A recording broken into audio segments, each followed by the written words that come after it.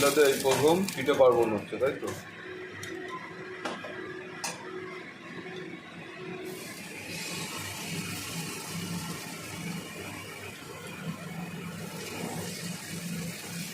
আলু দিয়ে পাবো, আলু দিয়ে মোটা হচ্ছে না।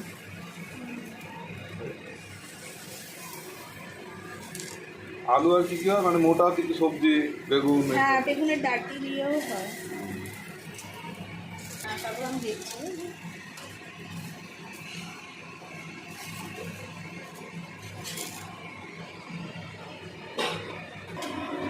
সেটা নারকেলের গুড়। কি গুড়? পাটালি।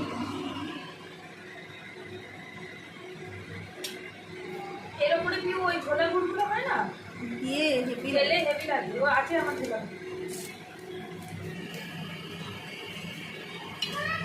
বলো বলো। পালাকে নম করো, নম করো, যাও ওখানটা কি বসো, যাচ্ছি। তাহলে হয়ে গেল কমপ্লিট, তাই তো? এতে ক পিস হবে টোটাল? হবে 50-60 পিস, না, 50 10-20 পিস। 25টা কত হবে? হওয়া উচিত। তো আমাদের পিঠে পার্বণ উৎসবে স্বয়ং পিউ এসছে দুর্গাপুর থেকে পিঠে বানাতে। আচ্ছা, দুই বন্ধু দুই দিকে মাম, ওই চল পিঠে খাবি চল।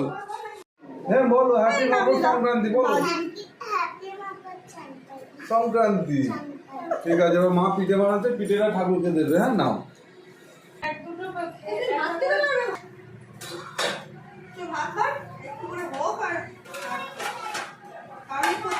নাও, এখানটা দিয়ে দেবে। হ্যাঁ বলো, ঠাকুর তুমি খেয়ে নাও।